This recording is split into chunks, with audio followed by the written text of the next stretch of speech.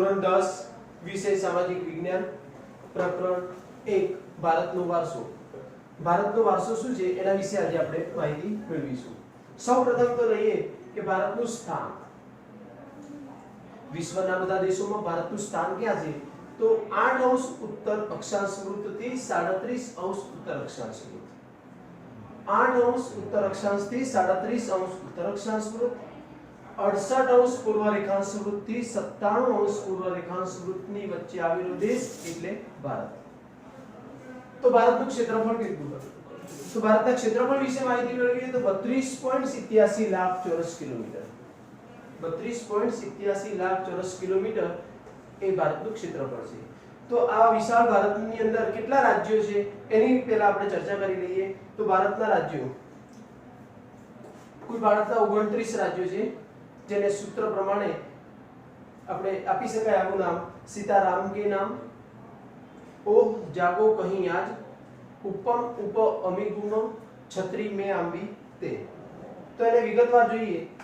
સિક્કિમ, તામિલનાડુ, રાજસ્થાન, મહારાષ્ટ્ર, કેરળ, નાગાલેન્ડ, મણિપુર, ઓરિસ્સા, હરિયાણા, ઝારખંડ, ગોવા, કર્ણાટક, હિમાચલ પ્રદેશ, આસામ, જમ્મુ કાશ્મીર, उत्तर प्रदेश, पंजाब, उत्तराखंड, पश्चिम बंगाल, अरुणाचल प्रदेश, मिजोरम, गुजरात, मध्य प्रदेश, छत्तीसगढ़, त्रिपुरा, मेघालय, आंध्र प्रदेश, बिहार અને તેલંગાણા।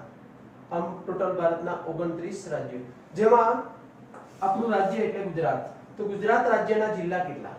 તો ગુજરાત રાજ્યના જિલ્લા 33 જિલ્લાઓ છે, જેમાં सूत्र प्रमाणे जो આપણે લેવું હોય તો અશુભવમ, અબક રાજા, ગાંડા સાસુ, પંખે વજુપા, દાનપાન આપોતા અને મમો પૂછ્યો અગીદે। જોઈએ વિગતવાર। અ એટલે અમદાવાદ, આપણે અમદાવાદ શહેરને પહેલા લઈએ। અમદાવાદ, સુરત, ભરૂચ, વલસાડ, મહેસાણા, અમરેલી, બનાસકાંઠા, કચ્છ, રાજકોટ, જામનગર, गांडा सासू मतलब गांधीनगर, डांग, साबरकांठा, सुरेंद्रनगर, पंचमहाल, खेड़ा, वलसाड, जूनागढ़, भावनगर, दाहोद, नवसारी, पाटण, नर्मदा, आणंद, पोरबंदर, तापी અને વિદ્યાર્થી મિત્રો જે સમય પહેલા જે 7 જેવા જિલ્લા નવા પાર પડ્યા, જેમાં મહીસાગર પંચમહાલમાંથી, મોરબી, બોટાદ, છોટાઉદેપુર, અરવલ્લી, ગીર અને દેવનાગર સોમનાથ। ત્યારબાદ હવે વાત કરીએ કે ભારત વિસ્તારની દ્રષ્ટિએ કયું સ્થાન ધરાવે છે। વિશ્વના દેશોમાં વિસ્તારની દ્રષ્ટિએ ભારત, જો કે આપણે વિસ્તાર તો આપણે આપ્યો તો 32.87 લાખ ચોરસ કિલોમીટર।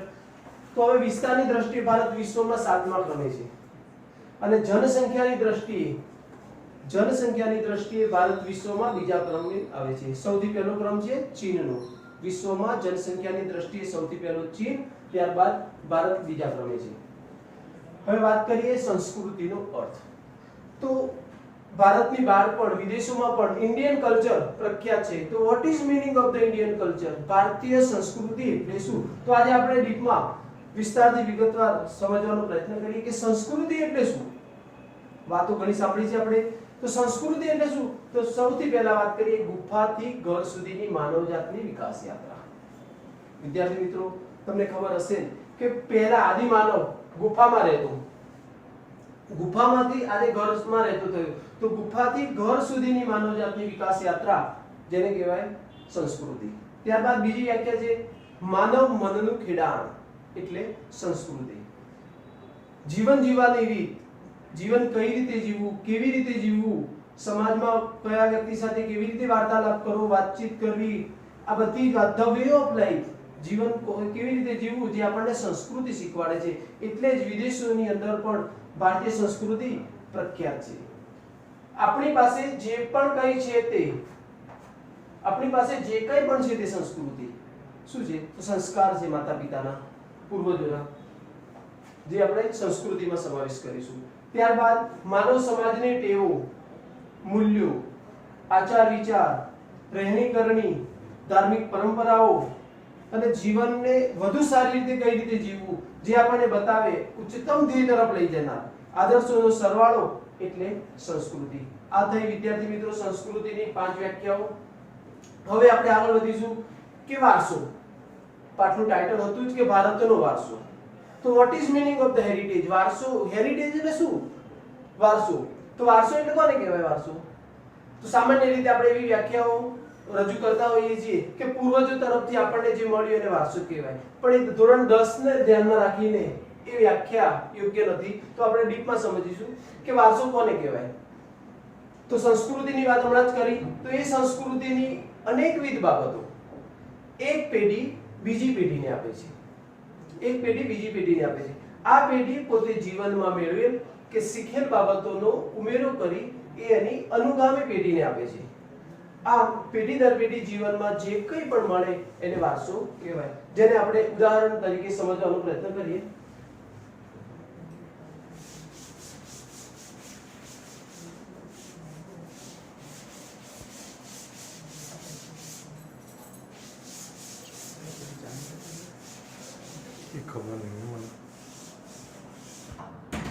વારસાની વ્યાખ્યા આપણે જોઈ. અનેકવિધ બાબતો એક પેઢી બીજી પેઢીને આપે છે.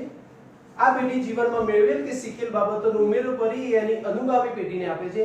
આમ પેઢી દર પેઢી જીવનમાં જે મળે એને વારસો કહેવાય. જે વ્યાખ્યાને આપણે ઉદાહરણ દ્વારા સમજીશું.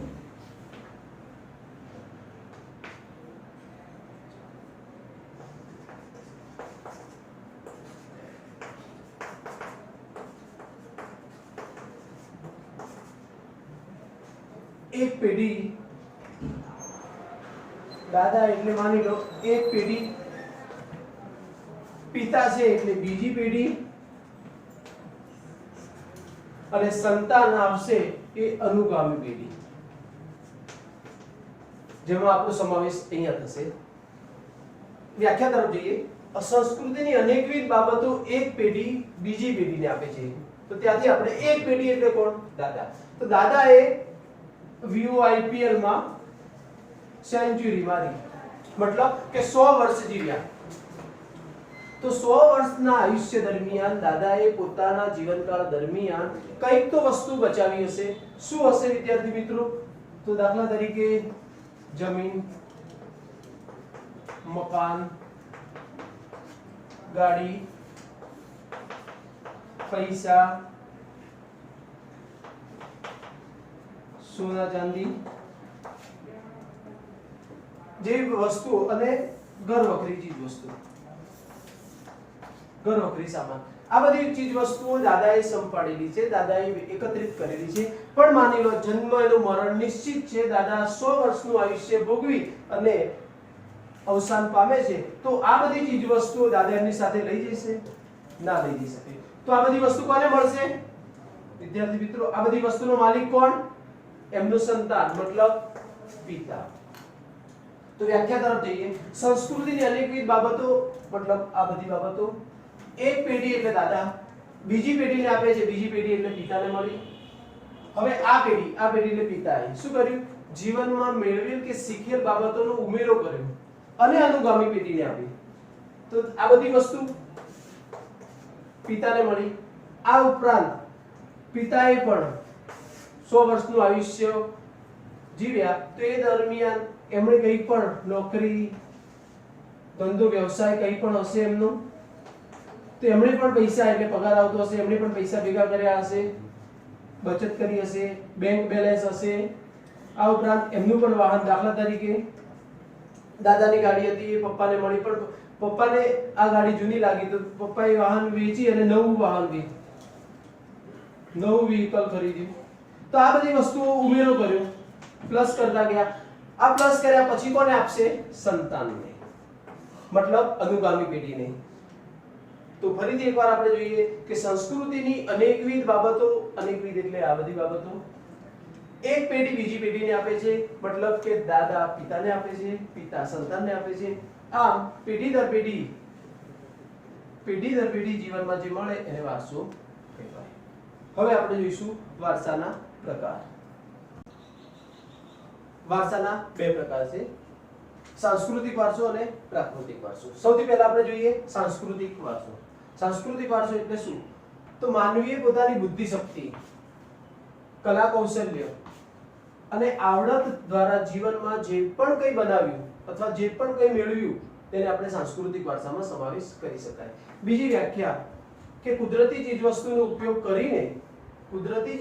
ઉપયોગ કરીને માનવીએ જે પણ કંઈ બનાવ્યું એને સાંસ્કૃતિક વારસો કહી શકાય. અને ત્રીજી એક વ્યાખ્યા લેવી હોય તો લઈ શકાય કે સાંસ્કૃતિક વારસાને માનવ સર્જિત વારસો પણ કહેવાય. દાખલા તરીકે માનવીએ શું બનાવ્યું?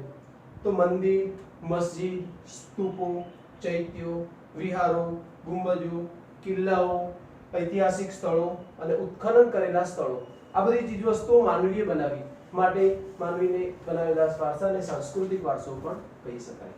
વિદ્યાર્થી મિત્રો, હવે વાત કરીએ પ્રાકૃતિક વારસો. પ્રાકૃતિક વારસો એટલે પ્રકૃતિ, પર્યાવરણ અને માનવ જીવનના નિકટતમ સંબંધનું પરિણામ એટલે પ્રાકૃતિક વારસો. બીજી વ્યાખ્યા એવી લેવી હોય તો લઈ શકાય કે કુદરત તરફથી માનવીને વિનામૂલ્યે મળેલી બક્ષિસ, કે કુદરત તરફથી માનવીને સીધું શું મળ્યું. ત્રીજી વ્યાખ્યા જોઈએ કે પ્રાકૃતિક વારસાને કુદરતી વારસો પણ કહી શકાય, કુદરતી વારસો તરીકે પણ ઓળખી શકાય. તો શું મળ્યું? દાખલા તરીકે વનો, રણો, લતાઓ, વેલાઓ, જંગલો, સાગર, પહાડ, પાણી, અગ્નિ, જમીન, ઉચ્ચ પ્રદેશો, આ બધું વિનામૂલ્યે માનવીને મળેલી બક્ષિસ છે, માટે એને પ્રાકૃતિક વારસો અથવા કુદરતી વારસો પણ કહી શકાય. વિદ્યાર્થી મિત્રો, હવે આપણે પ્રાકૃતિક વારસાના ઉદાહરણો લઈ અને સાંસ્કૃતિકમાં લઈ શકાય એવું પણ એક ઉદાહરણ આપણે સમજીશું.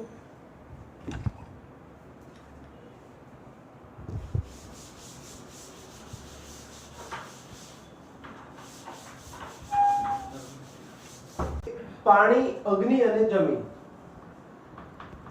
પાણી એ કુદરતી છે, અગ્નિ એ કુદરતી છે અને જમીન એટલે માટી. આ કુદરતી વારસાના ઉદાહરણો છે, પ્રાકૃતિક વારસો કહી શકાય.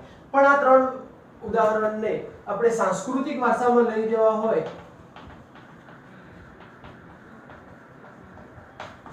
તો લઈ જઈ શકાય.